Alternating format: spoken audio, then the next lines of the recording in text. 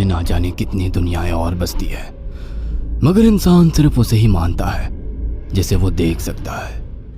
काली अमावस की रात थी। चारों ओर सिवाय हवाएं और शोर के अलावा कुछ भी नहीं था। राजन को आज घर लौटने में देर हो गई थी। रात के सन्नाटे को वो अपनी साइकिल से चीरता हुआ चला जा रहा था। वो गांव की नदी तक पहुंचा ही था कि तभी उसे नदी के पास एक काला साया दिखाई दिया, जो नदी के किनारे पानी को घूरे जा रहा था।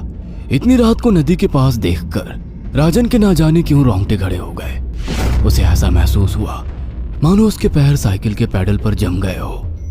राजन कपकपाते हुए होठों से बोला, कौन है वहां पर? राजन ने इतना बोला ही था कि अचानक वो साया बिजली की रफ्तार से दौड़ता हुआ राजन के नजदीक आ गया। राजन की नजर जैसे ही उस साये पर पड़ी, उसके हलक से एक भयानक चीख निकल गई। इस घटना के 1 महीने बाद अर्जुन का सारा ध्यान ड्राइविंग पर था। उसकी पत्नी शिखा कार में ड्राइविंग सीट के बगल में बैठी हुई एक मैगजीन पढ़ रही थी। शिखा ने मैगजीन रखकर अर्जुन की ओर देखकर कहा, और कितनी दूर रह गया है तुम्हारा गांव अर्जुन? बस थोड़ी दूर रह गया है, आधे घंटे में हम पहुंच जाएंगे। तुम्हारे चेहरे पर इतनी टेंशन क्यों है? टेंशन क्यों नहीं होगी शिखा, मैंने अपनी माँ को बगैर बताए तुमसे लंदन में शादी जो कर ली। पता नहीं माँ तुम्हें देखकर कैसे रिएक्ट करेगी। डोंट वरी अर्जुन, मुझ पर भरोसा रखो। तुम्हारी माँ को मनाने की जिम्मेदारी मेरी है। आई होप शिखा ऐसा ही हो। यकीन मानो, अगर ऐसा हुआ ना तो मेरे ऊपर से एक बहुत बड़ा बोझ उतर जाएगा। अब मुस्कुरा भी दो यार।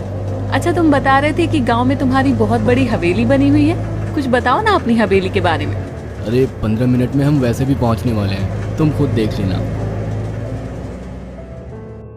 कुछ ही देर में अर्जुन अपने गांव वीरपुर अपनी हवेली में खड़ा हुआ था। अर्जुन की मां अर्चना देवी अर्जुन के स्वागत के लिए हवेली के बाहर खड़ी हुई थी। अर्जुन ने दौड़कर अपनी मां के पैर छुए। पसरा हुआ था। उसे याद था कि उसकी हवेली में बहुत सारे नौकर चाकर हुआ करते थे। डाइनिंग टेबल पर डिनर के दौरान अर्जुन अपनी मां से जो बोला वो सुन उसकी पत्नी शिखा और रहस्यमय अंदाज में मुस्कुराकर लगातार देखे जा रही थी। मां, हवेली के सारे नौकर कहाँ गए? मैंने सबको छुट्टी दे दी बेटा। लेकिन क्यों माँ? तुम्हें तो काम करने में बहुत ज्यादा तकलीफ होती होगी। नहीं बेटा, मुझे कोई तकलीफ नहीं होती। कुछ वक्त से मुझे सुकून और सन्नाटा अच्छा लगता है। अर्जुन इससे पहले अपनी माँ से कुछ कहता कि उसकी माँ ने उसे बोलने से रोक दिया। अर्जुन चुपचाप खाना खाने लगा। खाने के बाद अर्जुन और शिखा बेडरूम में चले गए। अर्जुन बेड पर सोच में लेटा हुआ था कि अचानक शिखा अर्जुन से लिपट गई और वासना का तूफान अपने चरम पर पहुंच गया था। अचानक शिखा को दरवाजे पर 2 लाल लाल आंखें दिखाई दिए। उसे ऐसा लगा जैसे कि कोई उसे देख रहा हो। शिखा ने तुरंत बेड से उठकर अपने कपड़े पहन लिए। क्या हुआ शिखा? अर्जुन, मुझे ऐसा लगा जैसे कोई हम दोनों को देख रहा हो। पागल हो गई हो क्या? हवेली में सन्नाटा पसरा हुआ है, एक भी नौकर चाकर नहीं है। तुम्हें वहम हुआ होगा। तुमने तो सारा मूड खराब कर दिया शिखा। अब सो जाओ। उस रात अर्जुन तो गहरी नींद में सो गया, मगर शिखा की आंखों से नींद कोसों दूर थी। अगली सुबह शिखा जल्दी उठकर किचन की ओर चली गई, मगर उसने देखा कि उसकी सास अर्चना नाश्ता तैयार कर चुकी थी। माँ, आपने तकलीफ क्यों की? मुझे बुला लेती आप। शिखा की बात सुनकर उसकी सास अजीब से अंदाज में शिखा की ओर देखने लगी। उनके देखने के अंदाज में पता नहीं ऐसा क्या था कि शिखा को अपने रोंगटे खड़े होते हुए महसूस हुए। अर्चना धीरे धीरे करीब कदमों से शिखा के करीब आकर बोली, कोई बात नहीं बेटी, तुम्हें अब यहीं रहना है। तुम सिर्फ मेरे बेटे के साथ प्यार से रहो और जल्दी से मुझे एक पोता दे दो। काम की चिंता मत करो, वो सब मैं कर लूंगी। कुछ ही दिनों के बाद अर्चना गर्भवती हो गई। उसे हवेली में रहते हुए 6 महीने से ज्यादा वक्त हो चुका था और इन 6 महीनों में उसने नोट किया कि जब से वो गर्भवती हुई है, उसकी सास अचानक से आकर उसके पेट पर हाथ फेरने लगती और अजीब से अंदाज में उसके पेट को घूरने लगती। शिखा ने तंग आकर अर्जुन से कहा, अर्जुन, मुझे तुम्हारी माँ का बिहेवियर बड़ा अजीब लगता है। तुम्हारी माँ जब देखो मेरे पेट पर आकर हाथ फेरती रहती है।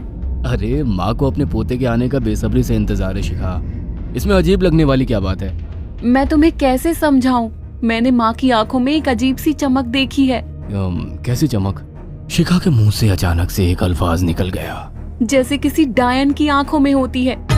शिखा की बात सुनकर अर्जुन का गुस्सा 7वें आसमान पर पहुंच गया। वो गुस्से से चीखते हुए बोला, खबरदार शिखा, आगे एक शब्द मेरी माँ के खिलाफ मत निकालना, नहीं तो मुझसे बुरा कोई नहीं होगा। तुम्हें शर्म आनी चाहिए शिखा। जब से तुम यहाँ पर आई हो तब से मेरी माँ तुम्हारी कितनी चिंता करती है। वह तुम्हें समय से खुद नाश्ता बनाकर देती है, खाना देती है, यहाँ तक कि हवेली की साफ सफाई भी वो अकेली करती है। क्या बोलूं अब तुमसे, शर्म आती है मुझे तुम्हें अपनी पत्नी कहते हुए। इतना कहकर अर्जुन गुस्से से कमरे से निकल गया। शिखा अर्जुन से बहुत कुछ कहना चाहती थी मगर कह नहीं पाई।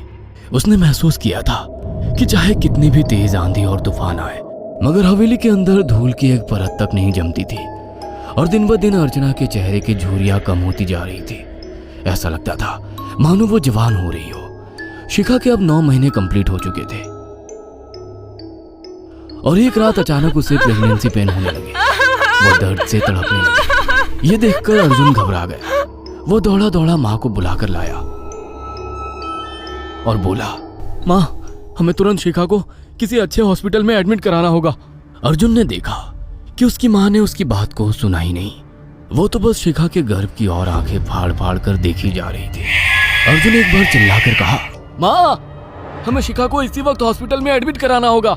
नहीं, शिखा की डिलीवरी हॉस्पिटल में नहीं, इसी हवेली में होगी। लेकिन इस हवेली में आपके और मेरे अलावा कोई नहीं है। तभी शिखा दर्द से तड़पने लगी। अर्चना ने अपने बेटे को धक्के देकर कमरे से बाहर निकाल दिया और दरवाजा बंद कर लिया। अर्जुन हक्का बक्का रह गया। अर्जुन दौड़ता हुआ गांव की ओर गया। उसने देखा कि गांव में एक पेड़ के नीचे गांव के सभी बुजुर्ग इकट्ठे थे। उनके हाथों में जलती हुई मशालें थीं। अर्जुन उनके पास पहुंच गया और बोला, मेरी मदद कीजिए, मेरी बीवी को प्रेगनेंसी दर्द हो रहे हैं। आप प्लीज किसी दाई को बुला लीजिए, जितना पैसा चाहिए देने को मैं तैयार हूँ। तभी उसके कानों में गांव के सरपंच की आवाज टकराई, बेवकूफ लड़के, तू अपनी बीवी को एक डायन के यहाँ पर मरने के लिए छोड़ आया। क्या कहना चाहते हैं आप? आप जानते हैं आप क्या कह रहे हैं? वही जो तू सुन रहा है। तेरी माँ एक डायन है। इन गांव वालों के हाथों में जो मशाले देख रहा है ना, हम तेरी ही हवेली में आग लगाने जा रहे थे। तेरी माँ ने इस गांव में ना जाने कितने नौजवानों को मार कर खाया है। तेरी माँ एक डायन है। लगता है आपका दिमाग खराब हो गया है। आप जानते भी हैं मैं कौन हूँ? हाँ मैं जानता हूँ, तू ठाकुर धीरेन्द्र प्रताप का बेटा है। तेरे पिता को शक हो गया था कि तेरी माँ एक डायन है, इसीलिए उन्होंने तुझे हमेशा उससे दूर रखा। पहले तेरी माँ ने तेरे पिता को मारा और धीरे धीरे करके वह हवेली के सारे नौकरों को मार कर खा गई और फिर गांव वालों को भी मारने लगी।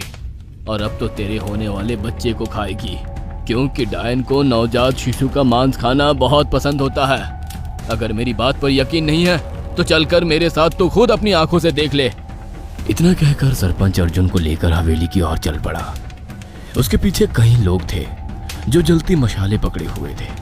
हवेली के अंदर घुसकर उन्होंने उस कमरे के दरवाजे को तोड़ दिया जहां पर शिखा थी। कमरे का मंजर देखकर अर्जुन के रोंगटे खड़े हो गए। उसने देखा कि उसकी माँ एक बेहद भयानक रूप में उसके बच्चे का मांस खा रही थी और उसकी पत्नी शिखा फर्श पर मरी हुई पड़ी थी और पूरा फर्श खून से लाल था। अर्जुन को अपनी आंखों पर यकीन नहीं आ रहा था कि तभी उसकी माँ उसके ऊपर झपटी। सरपंच ने चीखकर कहा, अरे इस डायन को आग लगा दो, जिंदा जला दो इसे और साथ ही इस हवेली को भी। सभी लोगों ने जलती हुई मशाले डायन के ऊपर फेंक दी।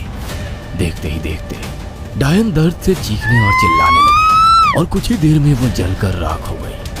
हवेली में आग लगते ही सभी लोग अर्जुन को खींचकर बाहर ले आए। अगले दिन अर्जुन अपनी पत्नी की यादें साथ लेकर आंखों में आंसू लिए दोबारा लंदन वापस चला गया। अगर आपको हमारी ये कहानी पसंद आई हो तो इसे लाइक और शेयर करना ना भूलें। साथ ही ऐसी और नई कहानियों के अपडेट्स पाने के लिए हमारे चैनल अक्षु टीवी को जरूर सब्सक्राइब करें।